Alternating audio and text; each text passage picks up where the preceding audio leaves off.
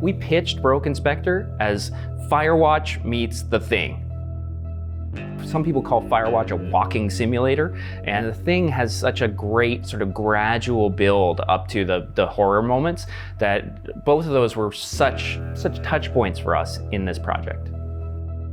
As a game designer, I really like to fill up the game design documents that everyone reads with lots of references to different games. And for each of the game's core themes, we actually had a handful of references.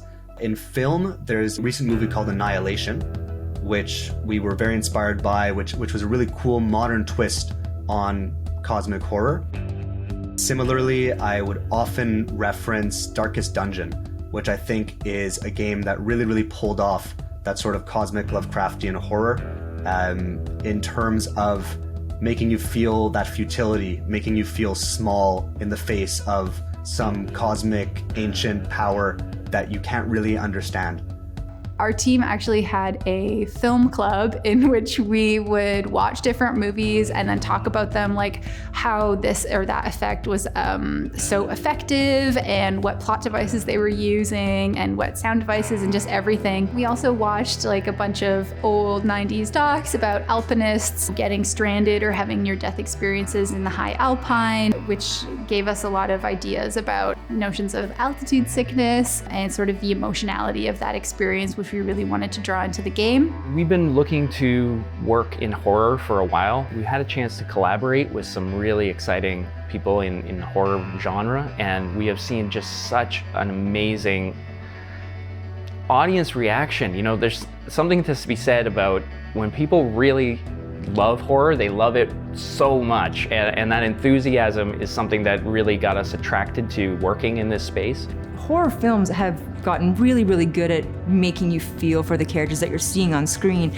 but it's not the same as being inside and it being you. You are inside a horror film is how it feels. Like there's some wonderful moments in Broken Spectre where you find yourself very much in a tight space, and I forgot, like I'm playing it and I know what's going to happen and I'm still like, I still did this, which is of course ridiculous because I'm not trapped, but I felt trapped. And that's the kind of experience that I haven't had before when playing any other games or any other VR experiences. And you feel it so much more intensely because we've connected you to Casey and her story and her plight and what she's trying to do. So I think VR is a really cool tool to use for horror stories. It would be a good game for people who enjoy horror, but also those who are approaching horror. It's scary, but not absolutely scary. I would say the game is 80% creepy and foreboding, and only 20% genuinely scary, which can make it a good sort of gateway game for people who are new to horror. We want the disturbing nature and the horror to come through thinking about the experience and the reality of what's happening rather than, a monster jumping out at you, which may or may not still happen. Run! At the end of the game, and it feels truly kind of messed up to say this, but they should feel quite upset. It's a very upsetting game. Depending on how emotionally invested you are, it can be quite devastating, actually.